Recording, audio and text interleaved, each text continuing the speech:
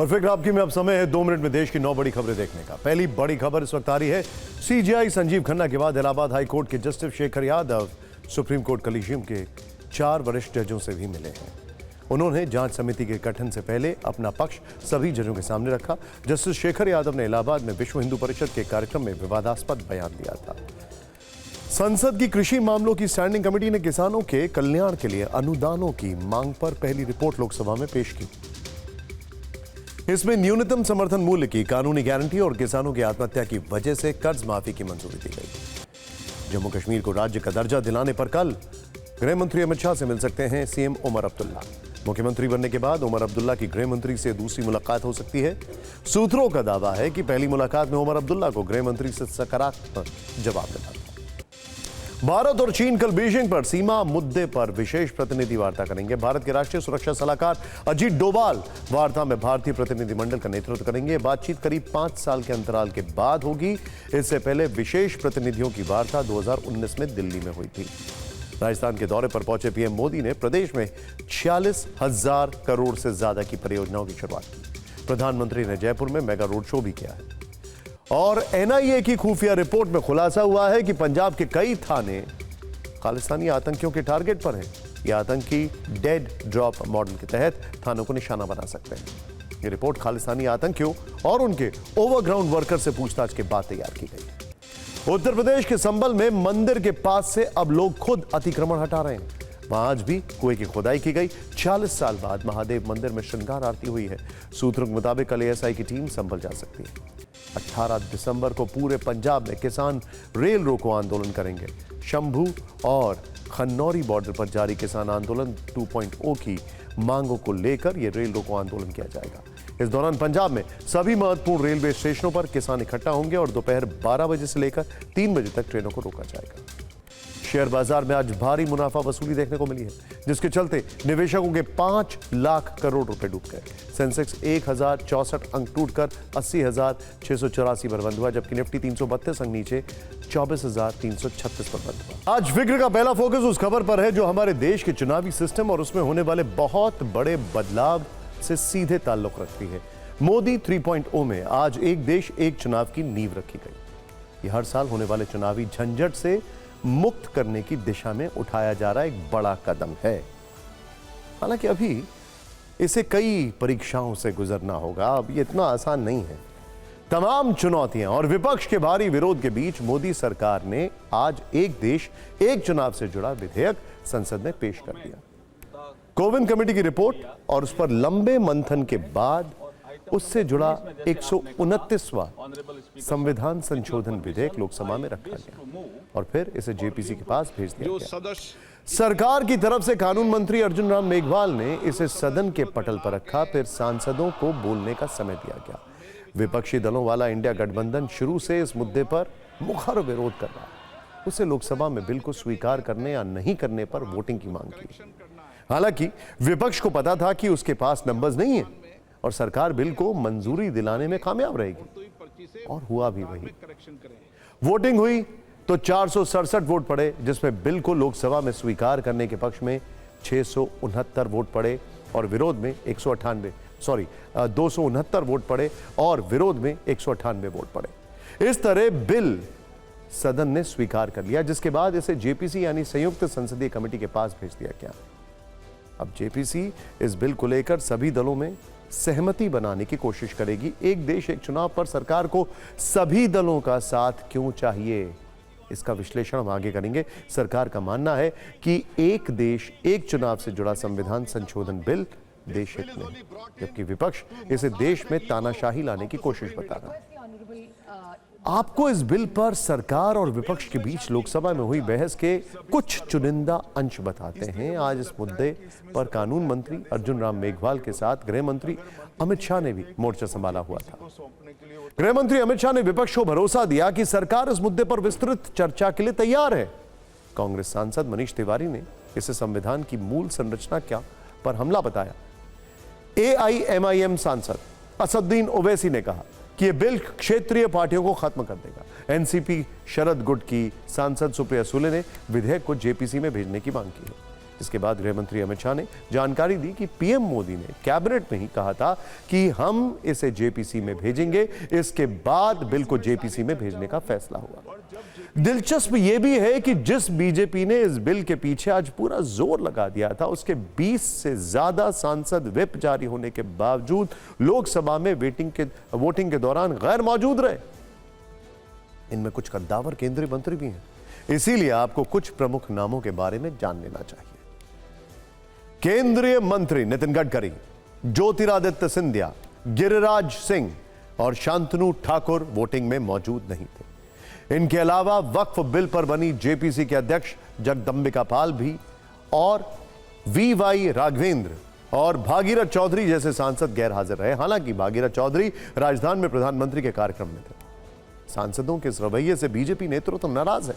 Party इन सांसदों को whip के उल्लंघन का नोटिस जारी करेगी और जवाब मांगेगी। व्हिप जारी होने पर अगर कोई सांसद गैर हाजिर होता है तो उसे पहले पार्टी के लिए व्हिप जारी करने वाले सचेतक को बताना होता है।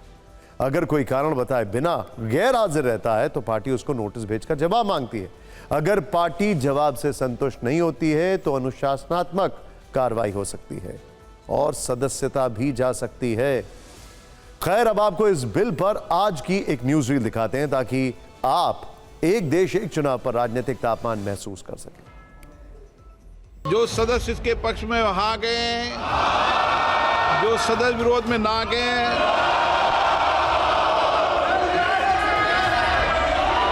with your permission, I beg to move for leave to introduce the Constitution 129th Amendment Bill 2024, further to amend the Constitution of India. The bills which have been moved by the Honorable Minister of Law and Justice absolutely assault the basic structure of the Constitution and are beyond the legislative competence of this House, and therefore they need to be opposed ab initio. ये संविधान विरोधी, संघीय ढांचे विरोधी, गरीब विरोधी, दलित विरोधी, पिछड़ा विरोधी, मुसलमान विरोधी, इस नियत को वापस लो। ये party cannot remain as a ruling party. One day it will be changed. It is not an election reforms. It is just a fulfillment of one gentleman's desire and dream. Nothing more than that. This bill is based on maximizing political gain and convenience. This bill will finish off regional parties. This bill is only brought in to massage the ego of the Supreme Leader. Request the Honorable the Government of India either to withdraw the bill or send it to a joint parliamentary committee. जब ये संविधान सुधार का विधेयक संवैधानिक संशोधन जब cabinet में चर्चा में आया तब प्रधानमंत्री जी ने स्वयं मंशा व्यक्त करी थी कि इसको जेपीसी को देना चाहिए। इस पर विस्तृत चर्चा सभी स्तर पर होनी चाहिए। इस बिल का पूरी तरीके से समर्थन करता हूं। जो सदस्य इसके पक्ष में हाँ गए, जो सदस्य विरोध में ना गए। हम जानते हैं कि एक देश एक चुनाव से जुड़े बिल को लेकर अब भी आपके मन में कई सवाल होंगे। इसीलिए हमने फिक्र के फैंस के लिए सरल शब्दों में सवाल जवाब वाली फाइल तैयार की है ताकि पूरी पिक्चर जो है वो साफ हो पाए, एक तस्वीर निकल कर आए। पहला सवाल तो देखिए यह है कि एक देश एक चुनाव से जुड़ा बिल कैसे पास होगा।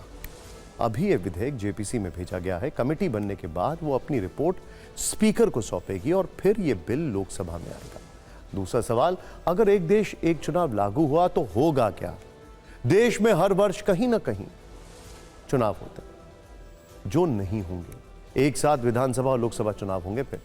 तीसरा सवाल, क्या इस मुद्दे पर एनडीए में कोई मतभेद है। जवाब है नहीं, एनडीए के सभी सहयोगी दल एक देश एक चुनाव के समर्थन में हैं। चौथा सवाल, कितने दल इस बिल के साथ हैं और कितने खिलाफ में हैं।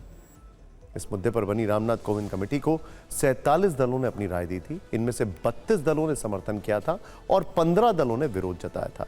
कुछ प्रमुख दलों के नाम आप स्क्रीन पर देख भी रहे हैं। पांचवा सबसे अहम सवाल यह है कि सरकार ने संविधान संशोधन बिल पेश किया है। सवाल यह है कि क्या सरकार इसे पास करा पाएगी। जवाब है कि संविधान में संशोधन के लिए 2/3 बहुमत जरूरी होता है, जो मोदी सरकार के पास नहीं है। इसीलिए इसे पास कराना बड़ी चुनौती है। अब क्योंकि एक देश एक चुनाव पर संविधान संशोधन बिल पारित कराना सरकार के लिए टेढ़ी खीर है, तो इसे जरा नंबर्स के हिसाब से जान लेते हैं, जिससे कि आपके दिमाग में कोई भी कंफ्यूजन ना रहे। देखिए, 543 सीटों वाली लोकसभा में एनडीए के पास 292 सीटें हैं, जबकि 2/3 बहुमत के लिए 362 का आंकड़ा चाहिए। यानी सरकार के पास बहुमत से 70 सांसद कम हैं। राज्यसभा की 245 यानी 245 सीटों में से एनडीए के पास 112 यानी 112 सीटें हैं। 6 मनोनीत और 1 निर्दलीय सांसद का समर्थन बीजेपी के साथ है, यानी 119 वोट केंद्र के पक्ष में है। वहीं विपक्ष के 85 सांसद हैं। राज्यसभा में 2/3 बहुमत के लिए 164 सांसदों की जरूरत है, यानी यहां भी बीजेपी के पास 45 सांसद कम हैं। चूंकि केंद्र सरकार के पास इस बिल को पास कराने के लिए नंबर नहीं है, इसीलिए मजबूरी में उसने जेपीसी का रास्ता चुना है। जेपीसी के जरिए सर्वसम्मति बनाने का प्रयास है। आपको बता दें कि एक साथ चुनाव कराने के लिए केंद्र सरकार ने जो बिल पेश किया है, उससे संकेत यही मिल रहा है कि बिल पर सहमति बनने और पास होने के बाद भी यह प्रक्रिया 2034 से पहले लागू नहीं हो पाएगी। मैं इसको रिपीट कर रहा हूं। संकेत ये मिल रहे हैं कि बिल पर सहमति बनने और पास होने के बाद भी यह प्रक्रिया 2034 से पहले लागू नहीं हो पाएगी, यानी अभी करीब 10 साल का वक्त है। लेकिन अब जरा आगे बढ़ते हैं और बात करते हैं फिक्र में एक ऐसी फिक्र की जो कि बहुत ज्यादा आने वाले समय में खून खराबा ला सकती है। हमारे पास आपके लिए 2 ग्लोबल खबरें हैं जिन्होंने दुनिया के 2 राष्ट्राध्यक्षों की फिक्र बढ़ा दी है। एक है रूस के राष्ट्रपति व्लादिमीर पुतिन और दूसरे कनाडा के प्रधानमंत्री जस्टिन ट्रूडो, जो कि कभी भी जस्ट आउट ट्रूडो हो सकते हैं। पहली बड़ी खबर है रूस से। एक तरफ पुतिन यूक्रेन समेत नेटो से जंग लड़ रहा है, तो वहीं अब उनके न्यूक्लियर चीफ इगोर किरिलोव की एक ब्लास्ट में मौत होने से हड़कंप मच गया है। कई बड़ी एजेंसियों का दावा है कि रूस के न्यूक्लियर चीफ की हत्या यूक्रेन ने करवाई है। इसे आप ऐसे भी समझ सकते हैं कि आखिर पुतिन अब कितने नाराज होंगे, क्योंकि उनके न्यूक्लियर चीफ को टारगेटेड किलिंग में मार दिया गया है। दूसरी बड़ी खबर, ग्लोबल खबर जो है वो है कनाडा से। कनाडा के प्रधानमंत्री जस्टिन ट्रूडो पर इस्तीफे का दबाव काफी बढ़ चुका है। कनाडा की उप प्रधानमंत्री क्रिस्टिया फ्रीलैंड ने ट्रूडो को खरी खोटी सुनाते हुए इस्तीफा दे दिया है, तो वहीं न्यू डेमोक्रेटिक पार्टी के सांसद जगमीत सिंह ने भी कहा है कि यह सही वक्त है, अब ट्रूडो को इस्तीफा दे देना चाहिए। कनाडा में ट्रूडो सरकार में ही शामिल ज्यादातर लोग कह रहे हैं कि अब जाओ भी जस्टिन, यानी जस्टिन जस्ट आउट ट्रूडो हो सकते हैं। ऐसे में ट्रूडो के प्रधानमंत्री की कुर्सी पर ज्यादा वक्त बैठे रहने के संदेह है। इन 2 ग्लोबल खबरों में सबसे पहले बात करते हैं रूस की। रूस के राष्ट्रपति व्लादिमीर पुतिन इस वक्त बहुत नाराज होंगे। उनका गुस्सा 7वें आसमान पर होगा। इसकी वजह है एक धमाके में उनके न्यूक्लियर चीफ का मारा जाना। यह है वो न्यूक्लियर चीफ। एक इलेक्ट्रिक स्कूटर में ठीक उसी वक्त ब्लास्ट होता है जब रशियन न्यूक्लियर चीफ एक अपार्टमेंट से बाहर निकल रहे हैं। उनके असिस्टेंट की भी इसमें मौत होती है। इस रिपोर्ट में रूस के न्यूक्लियर चीफ की हत्या से जुड़े सवालों के एक-एक जवाब आपको मिलेंगे, जरा ध्यान से देखिए। नवंबर में रूस का अपनी परमाणु नीति में बदलाव करना और दिसंबर में रूस के न्यूक्लियर चीफ इगोर किरिलोव का एक बम धमाके में मारा जाना महज इत्तेफाक नहीं हो सकता। पुतिन ने इगोर किरिलोव को अपनी एनबीसी यानी nuclear biological chemical defence force का चीफ बनाया था। यानी आप समझ सकते हैं कि इगोर किरिलोव का मारा जाना रूस के लिए कितना बड़ा झटका है। पहले देखिए इगोर किरिलोव कैसे मारे गए। यही वो इलेक्ट्रिक स्कूटर है जिसमें बेहद घातक एक्सप्लोजिव लगाया गया था और इससे कुछ दूर ही रूस के न्यूक्लियर चीफ और उनके सहयोगी की लाशें पड़ी थी। रिपोर्ट्स के मुताबिक ये धमाका क्रेमलिन से सिर्फ 7 किलोमीटर दूर एक अपार्टमेंट के बाहर हुआ। एक इलेक्ट्रिक स्कूटी में 300 ग्राम टीएनटी विस्फोटक फिट किया गया था। किरिलोव जैसे ही अपार्टमेंट से बाहर निकले, टीएनटी में शक्तिशाली विस्फोट हो गया। धमाका इतना तेज था कि 4 मंजिल ऊपर तक खिड़कियों के कांच टूट गए। सीएनएन की रिपोर्ट के मुताबिक इगोर किरिलोव को यूक्रेन के राष्ट्रपति जेलेंस्की के ऑर्डर पर मारा गया है। इसमें दावा किया गया है कि यूक्रेन की सिक्योरिटी सर्विस ने पूरी प्लानिंग के साथ रूस के न्यूक्लियर चीफ की हत्या करवा दी। एक दिन पहले ही यूक्रेन ने किरिलोव के खिलाफ केमिकल हमलों के अटैक का मुकदमा शुरू किया था। यूक्रेन का आरोप है कि किरिलोव के ऑर्डर पर रूस ने यूक्रेन पर 4800 से ज्यादा केमिकल हमले किए। रूस के केमिकल हमलों में यूक्रेन के 2000 से ज्यादा सैनिक घायल हुए थे। मई में अमेरिका ने भी रूस पर केमिकल हमलों के इस्तेमाल का आरोप लगाया था। ब्रिटेन और कनाडा ने भी किरिलोव को अपने देशों में बैन कर दिया था। किरिलोव पिछले 4 महीनों में दुश्मनों का शिकार होने वाले तीसरे बड़े रूसी अधिकारी हैं। 28 सितंबर को रूस के ड्रोन स्पेशलिस्ट कर्नल एलेक्सी कोलोमेत्सेव की हत्या कर दी गई थी। 12 दिसंबर को रूस के मिसाइल एक्सपर्ट मिखाइल शेतस्की की गोली मारकर हत्या कर दी गई। और अब 16 दिसंबर को रूस के न्यूक्लियर चीफ इगोर किरिलोव बम धमाके में मारे गए, जिनकी हत्या का आरोप यूक्रेन पर लगा है। यानी हम कह सकते हैं कि रूस के टॉप अधिकारियों के मारे जाने से पुतिन बेहद गुस्से में होंगे और रूस कभी भी यूक्रेन के खिलाफ कोई बड़ा कदम उठा सकता है। हम आपको आज की दूसरी बड़ी और ग्लोबल खबर के बारे में बताते हैं। यह खबर कनाडा से आई है। भारत से कूटनीतिक और रणनीतिक रिश्ते खराब करने वाले पीएम जस्टिन ट्रूडो से इस खबर का सीधा ताल्लुक है। खालिस्तान प्रेम में भारत के खिलाफ नफरत को बढ़ावा देने वाले ट्रूडो अब अपने ही घर में बुरी तरह घिर गए। बड़ी बात यह है कि इस बार उन्हें एक महिला ने बहुत दुख पहुंचाया है। उस महिला ने जो कड़ा फैसला लिया है, उसके बाद समझिए कि ट्रूडो की पीएम वाली कुर्सी के 2 पाए उखड़ चुके हैं और अब वो बाकी के बचे 2 पाए वाली कुर्सी पर बैठकर, मतलब बैलेंस बनाकर, जैसे तैसे कनाडा में सरकार चला रहे हैं। आप भी ट्रूडो की फिक्र या कहें कि ब्लड प्रेशर बढ़ाने वाली ये खबर विस्तार से देखिए। टीवी स्क्रीन पर दिख रही जो महिला अभी आपको आएगी, जो यहां पर आप देख रहे हैं, को शायद आप पहचानते नहीं होंगे। इनका नाम है क्रिस्टिया फ्रीलैंड। 2 दिन पहले तक कनाडा की उप प्रधानमंत्री थी, यानी ट्रूडो के ठीक नीचे सबसे पावरफुल पद पर इन्हीं के पास सारी ताकतें थी। लेकिन कल इन्होंने अचानक उप प्रधानमंत्री पद से इस्तीफा दे दिया। क्रिस्टिया फ्रीलैंड कनाडा में डिप्टी पीएम के साथ साथ देश की वित्त मंत्री भी थी। उन्होंने लगे हाथ ये पद भी त्याग दिया है। उन्होंने 2 बड़े पदों से इस्तीफा देने के बाद जस्टिन ट्रूडो को खरी खोटी भी सुनाई। क्रिस्टिया फ्रीलैंड ने अंग्रेजी और फ्रेंच 2 भाषाओं में अपना इस्तीफा जस्टिन ट्रूडो के दफ्तर भेजा और ट्रूडो का भंडाफोड़ करने के लिए दोनों की कॉपी सोशल मीडिया पर पोस्ट कर दी। हमने जब इनके लेटर का एक्सरे किया तो समझ में आता है कि क्रिस्टिया फ्रीलैंड ट्रूडो से किस बात से सबसे ज्यादा नाराज थी। असल में इन्होंने अपने लेटर में 2 बड़ी बातें लिखी हैं। एक तो ये कि वो ट्रूडो की गलत आर्थिक नीतियों से परेशान थी। उनकी माने तो कनाडा की बदतर आर्थिक हालत के लिए सिर्फ ट्रूडो जिम्मेदार। और दूसरी बात यह है कि दोनों के बीच अमेरिका के नवनिर्वाचित राष्ट्रपति ट्रंप के फैसले को लेकर गहरे मतभेद थे। टकराव उस दिन से ज्यादा बढ़ा जब ट्रंप ने कनाडा पर करीब 25% टैरिफ लगाए जाने की घोषणा कर दी थी।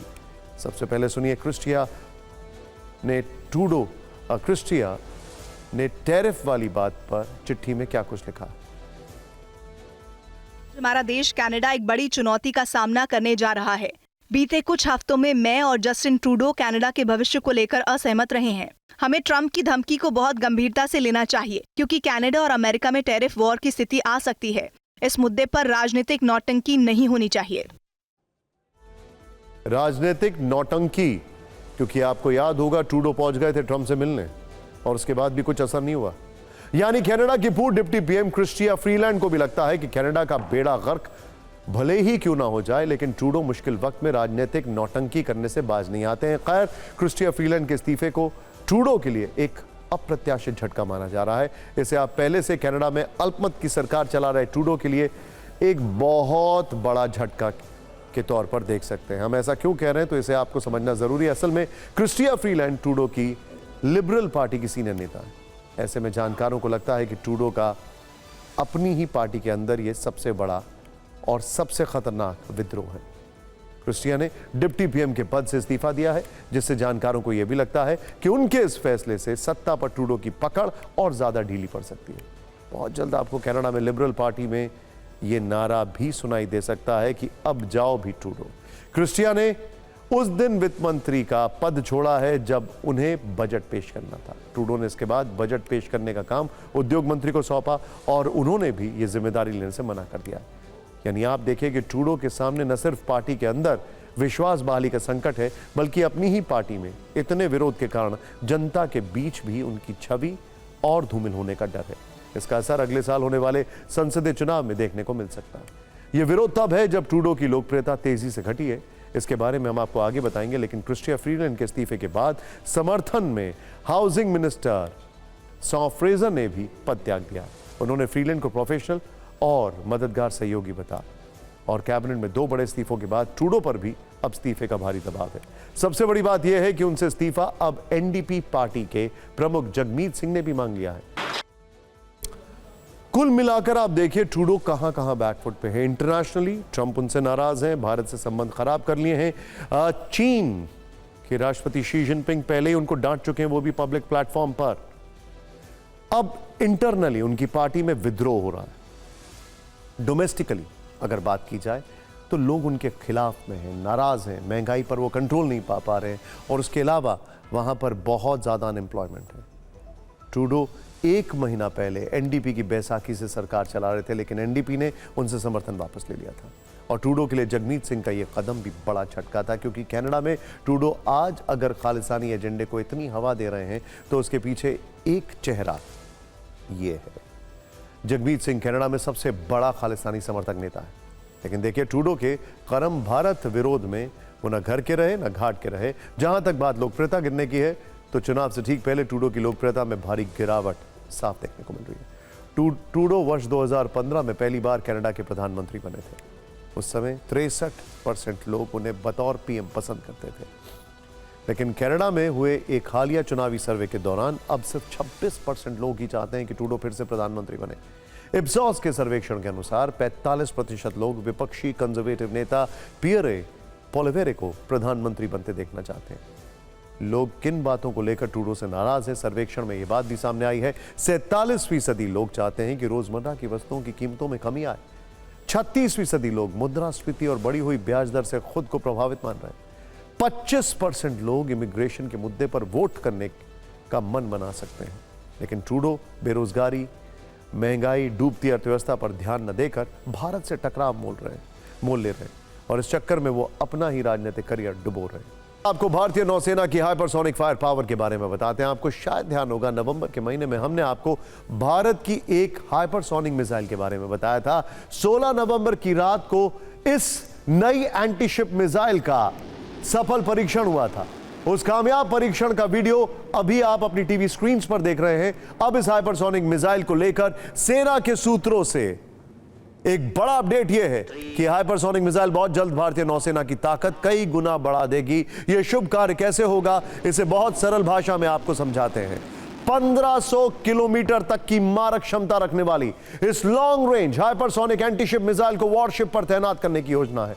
यह एडवांस हथियार प्रणाली इंडो पैसिफिक रीजन में भारतीय नौसेना की आक्रामक और रक्षात्मक क्षमताओं को बढ़ाएगी। यह पहला चरण है। इसमें जब कामयाबी मिल जाएगी तो इसी हाइपरसोनिक मिसाइल को अगले परमाणु पनडुब्बी पर भी तैनात किया जाएगा।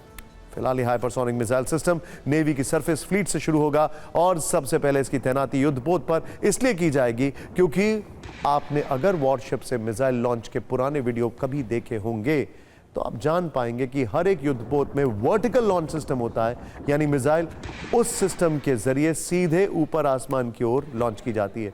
पनडुब्बी से मिसाइल को वर्टिकल लॉन्च करने की क्षमता कुछ चुनिंदा देशों के पास है, जैसे अमेरिका, रूस, चीन, फ्रांस और ब्रिटेन। भारत की पहली परमाणु संचालित पनडुब्बी अरिहंत भी वर्टिकल लॉन्च सिस्टम से लैस है और K-15, K-4 मिसाइलों को लॉन्च करने में सक्षम है। अब आगे हाइपरसोनिक मिसाइल लॉन्च करने की क्षमता पर काम चल रहा है। यहां जल्दी से आप यह भी जान लीजिए कि हाइपरसोनिक मिसाइल होती क्या है। ध्यान से देखिएगा, हाइपरसोनिक मिसाइलें वो हथियार हैं जो ध्वनि की गति से 5 गुना ज्यादा तेज हैं। मैक 5 यानी कम से कम मैक 5 की स्पीड हो। साधारण भाषा में कहें तो हाइपरसोनिक मिसाइल की रफ्तार 6100 किलोमीटर प्रति घंटा होती है और यह पारंपरिक हथियार के अलावा परमाणु विस्फोटक ले जाने में भी सक्षम होती है। हाइपरसोनिक मिसाइलें क्रूज या बैलिस्टिक मिसाइलों से अलग होती हैं। बैलिस्टिक मिसाइलें भी ध्वनि की गति से तेज चलती हैं। इनमें भी परमाणु विस्फोटक लगा सकते हैं, लेकिन उनकी दिशा तय होती है, ट्रैवल रूट फिक्स होता है, इसीलिए यह आसानी से ट्रैक हो जाती हैं। इन्हें मार गिराना आसान होता है, जबकि हाइपरसोनिक मिसाइलों में दिशा बदलने वाले यंत्र लगे होते हैं। ये कहीं से भी अपनी दिशा बदल सकती हैं और स्पीड इतनी होती है कि इन्हें ट्रैक करना मुश्किल होता है। जैसे अभी यूक्रेन युद्ध में आप किंजल मिसाइल को देख रहे हैं, वो आसमान में जाती है और डायरेक्शन चेंज कर लेती है, उसको कोई भी एयर डिफेंस सिस्टम नहीं पकड़ पाता है। भारत हाइपरसोनिक मिसाइल बनाकर आज कितना ताकतवर बन चुका है, तो आधिकारिक तौर पर हाइपरसोनिक मिसाइलें रूस और चीन जैसे चुनिंदा देशों के पास ही मौजूद है। अमेरिका इस तरह की मिसाइलें डेवलप करने की कोशिश कर रहा है, कई टेस्ट फेल कर चुका है, जबकि भारत दुनिया का तीसरा ऐसा देश बन चुका है जो हाइपरसोनिक हथियारों से लैस है। भारत की हाइपरसोनिक मिसाइल को जल, थल, नभ तीनों जगहों से लॉन्च किया जा सकता है। लेकिन आपके मन में एक सवाल होगा कि फिर युद्धपोत में ही पहली तैनाती क्यों की जाएगी, तो इसका बहुत सीधा जवाब देखिए। अरब सागर में भारत के सामने पाकिस्तान एक चुनौती है, तो हिंद महासागर में चीन की साजिशों का जवाब देना जरूरी है। दोनों दुश्मन अगर इन इलाकों से घुसपैठ की कोशिश करते हैं तो उनके जासूसी जहाजों या युद्धपोतों को यह मिसाइल पलक झपकते ही तबाह कर देगी। भारत को इससे क्या क्या फायदा होगा? भारतीय समुद्री क्षेत्र से दुनिया का 80% तेल व्यवसाय होता है, यहीं से दुनिया के जहाज गुजरते हैं। ऐसे में इन जहाजों की सुरक्षा के लिए भारतीय नौसेना इस मिसाइल का इस्तेमाल कर सकती है। क्षेत्रीय समुद्री इलाकों में भी इस हथियार की तैनाती से क्या लाभ होंगे? मलक्का की खाड़ी से लेकर फारस की खाड़ी तक सुरक्षा जो है इस मिसाइल से हम कर सकते हैं। अब हमारी अगली दो खबरों की लोकेशन संसद है। पहली खबर संविधान संवाद पर, जो राज्यसभा में गृह मंत्री अमित शाह के जवाब के साथ खत्म हो गया। हम आपको गृह मंत्री अमित शाह के लंबे भाषण की 5 बड़ी बातें बताएंगे, हाइलाइट्स दिखाएंगे। और दूसरी खबर का फोकस है प्रियंका गांधी के हैंडबैग पर। पहली बार सांसद बनी प्रियंका गांधी का जो हैंडबैग है वो चर्चा का विषय है। हैंडबैग पॉलिटिक्स काफी वायरल है। वायनाड की सांसद प्रियंका गांधी के हैंडबैग को लेकर आपकी भी दिलचस्पी होगी, तो पहले उसी की चर्चा कर लेते हैं। पहले आपको प्रियंका के हैंडबैग का जो पॉलिटिकल डिजाइन है वो दिखाते हैं, ध्यान से देखिए। डिजाइन नंबर 1 मोदी अडानी भाई भाई, डिजाइन नंबर 2 फिलिस्तीन, और आज डिजाइन नंबर 3 बांग्लादेश।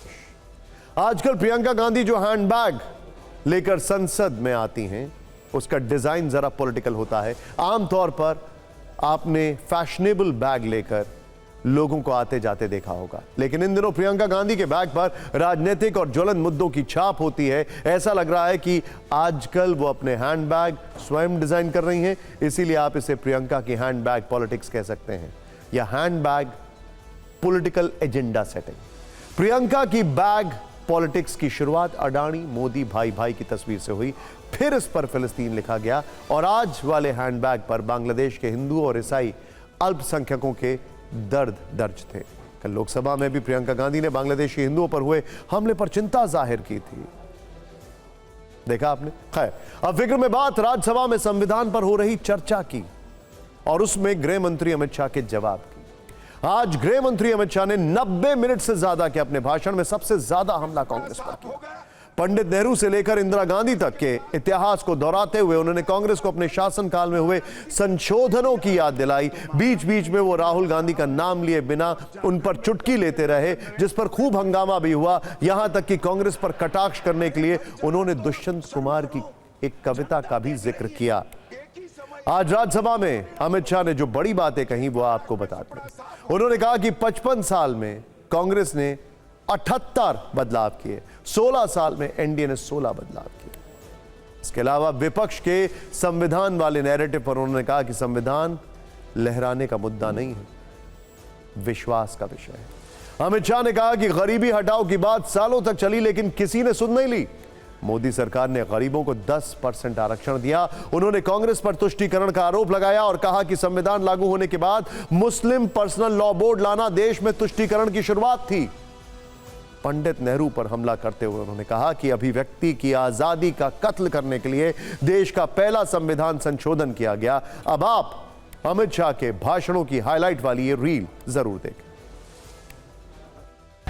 54 साल की आयु में अपने आप को युवा कहते हैं और ये घूमते रहते हैं, संविधान बदल देंगे, संविधान बदल देंगे, संविधान बदल देंगे। संविधान संशोधन नंबर 1 वो अभिव्यक्ति की आजादी को कर्टेल करने के लिए ही लाया गया था और जवाहरलाल नेहरू के लिए लाया गया। हारते हैं और ये ईवीएम ले लेकर ईवीएम ने हरा दिया, ईवीएम ने हरा दिया, ईवीएम ने हरा दिया। तो महाराष्ट्र में ईवीएम खराब है और झारखंड में टप से जाकर नए कपड़े पहनकर शपथ ले ली। अरे भाई जरा तो शर्म करो, जनता देख रही है। एक गुड़िया की कई कठपुतलियों में जान है। आज शायर ये तमाशा देखकर हैरान है। कल नुमाइश में मिला वो चिथड़े हाल कपड़े पहने हुए, मैंने उसको नाम पूछा तुम कौन हो, तो उसने कहा मैं संविधान। ये देशभक्ति, वीरता, बलिदान और समर्पण को धर्म के साथ, विचारधारा के साथ या पार्टी के साथ मत जोड़िए। जो वीर होता है वो वीर होता है, कोई भी पार्टी में जो होता है। जो देशभक्त होता है वो देशभक्त होता है, कोई भी विचारधारा का होता है। संविधान लहराने का मुद्दा नहीं है, संविधान बहकाने का मुद्दा नहीं है। संविधान विश्वास है, संविधान श्रद्धा है, संविधान को सम्मान करने का। पार्टी को तो निजी परिवार की जागीर समझते हो, संविधान को भी निजी परिवार की जागीर आप लोग समझते। इतनी जोर से आरक्षण आरक्षण आरक्षण कर छाती चौड़ी कर चिल्लाते। आज मैं बताना चाहता हूं कि कांग्रेस पार्टी किस प्रकार से आरक्षण विरोधी पार्टी, धर्म के आधार पर आरक्षण देना चाहिए। और मैं आज फिर से एक बार इस सदन में जिम्मेदारी के साथ कहता हूं, दोनों सदन में जब तक भाजपा का एक भी सदस्य है, धर्म के आधार पर आरक्षण हम नहीं होने। ये बार बार दोहराना चाहिए। 140 करोड़ लोगों को रट हो जाना चाहिए, जिससे कोई हिम्मत न कर सके इमरजेंसी डालने की। हर बच्चे को रटाना चाहिए कि तानाशाहों को क्या करना चाहिए। अब इलाहाबाद हाईकोर्ट के जज जस्टिस शेखर यादव से जुड़ा अपडेट। अपने विवादास्पद बयान को लेकर जस्टिस शेखर यादव आज पहले सीजीआई संजीव खन्ना से मिले, फिर सुप्रीम कोर्ट कोलिजियम के 4 वरिष्ठ जजों से भी वो मिलने गए। जांच कमेटी के गठन से पहले उन्होंने सबके सामने अपना पक्ष रखा। आपको याद दिला दें कि इलाहाबाद हाईकोर्ट के जज जस्टिस शेखर यादव पर विश्व हिंदू परिषद के कार्यक्रम में विवादास्पद बयान देने का आरोप है। उन्होंने कहा था कि देश बहुमत की इच्छा के अनुसार चलेगा। उन्होंने मुसलमानों के एक वर्ग को कठमुल्ला बताते हुए कहा था कि ये देश के लिए हानिकारक है। इस बयान पर हंगामा मचा हुआ है। अब सवाल है कि सुप्रीम कोर्ट आगे क्या कर सकता है। नियमों के हिसाब से सुप्रीम कोर्ट के पास 3 विकल्प हैं। पहला, जस्टिस शेखर यादव के तबादले की सिफारिश की जाए। दूसरा, उन्हें कोई न्यायिक काम नहीं दिया जाए। और तीसरा, उनके खिलाफ महाभियोग की सिफारिश की जाए। संविधान के मुताबिक हाईकोर्ट के जज को बर्खास्त करने या उन्हें पद से हटाने की शक्ति सुप्रीम कोर्ट कोलिजियम के पास नहीं है। दोनों अपने प्रशासनिक क्षेत्र में स्वतंत्र हैं, लेकिन सुप्रीम कोर्ट के फैसलों के चलते सर्वोच्च अदालत का कोलिजियम हाईकोर्ट के जजों की नियुक्ति और तबादला करने की शक्ति रखता है। जस्टिस शेखर यादव मामले में सुप्रीम कोर्ट ने 10 दिसंबर को हाईकोर्ट से ब्यौरा मांगा था। उसके बाद आज वो दिल्ली में वरिष्ठ जजों से मिले। इस पर आगे भी जो अपडेट होगा हम आपको देते रहेंगे। लेकिन अब एक हैरान करने वाली खबर। अब आपको एक हवाई चर्चा के बारे में बताते हैं जो दुनिया भर में ट्रेंड कर रही है। इस हवाई चर्चा का विषय है पोर्चुगल के मशहूर footballer Cristiano Ronaldo, Jersey number 7 और उनका लग्जरी प्राइवेट जेट। रोनाल्डो फिलहाल सऊदी अरब के क्लब अल नासर से खेलते और अल नासर के साथ रोनाल्डो का 3 साल के लिए करीब 5,000 करोड़ रुपए का एग्रीमेंट है। आपने ठीक सुना, 5,000 करोड़ रुपए का एग्रीमेंट है। तो जब एक एग्रीमेंट से ही इतनी भारी भरकम रकम जेब में आ जाए तो प्राइवेट जेट खरीदना कोई बड़ी बात तो नहीं है। लेकिन रोनाल्डो का यह प्राइवेट जेट कोई आम जेट नहीं है। यह कई तरह की खूबियों से लैस है। इस आलीशान प्राइवेट जेट को अमेरिकी कंपनी गल्फ स्ट्रीम एरोस्पेस ने डिजाइन किया है। गल्फ स्ट्रीम G650 नाम के इस जेट की कीमत 619 करोड़ रुपए है। एक बार ईंधन भरने के बाद यह बिना रुके 16 घंटे तक उड़ान भर सकता है। इस प्राइवेट जेट के अंदर bedroom, drawing room, kitchen, lobby जैसी सारी सुविधाएं हैं। रोनाल्डो के लिए 619 करोड़ का प्राइवेट जेट खरीदना कोई बड़ी बात नहीं है, क्योंकि फुटबॉल के अलावा वो कई बड़े ब्रांड्स का प्रमोशन करते हैं जिनसे उनकी जबरदस्त कमाई होती है। लेकिन अब रोनाल्डो की उस कमाई का एक बड़ा हिस्सा इस प्राइवेट जेट पर खर्च होने वाला है, क्योंकि जेट तो खरीद लिया, लेकिन उसकी मेंटेनेंस आसान नहीं है। गल्फ स्ट्रीम G650 को मेंटेन करना सफेद हाथी पालने जैसा है। अगर रोनाल्डो अकेले इस प्राइवेट जेट में बैठकर 1 घंटे का सफर करते हैं तो इस 1 घंटे की उड़ान की लागत करीब 8.5 लाख रुपए आएगी। इन 8.5 लाख रुपयों में विमान का ईंधन और उसकी मेंटेनेंस शामिल है। हर साल इस प्राइवेट जेट को चलाने का खर्च करीब 38 करोड़ रुपए आएगा। हालांकि क्रिस्टियानो रोनाल्डो के लिए यह आसान है, क्योंकि रोनाल्डो दुनिया के सबसे महंगे फुटबॉलर हैं और उनकी नेटवर्थ करीब 6,000 करोड़ रुपए है। फुटबॉल के अलावा उनकी कमाई का एक बड़ा हिस्सा स्पॉन्सरशिप से आता है और फोर्ब्स की 2024 की लिस्ट में वो दुनिया के सबसे ज्यादा कमाई करने वाले खिलाड़ी हैं।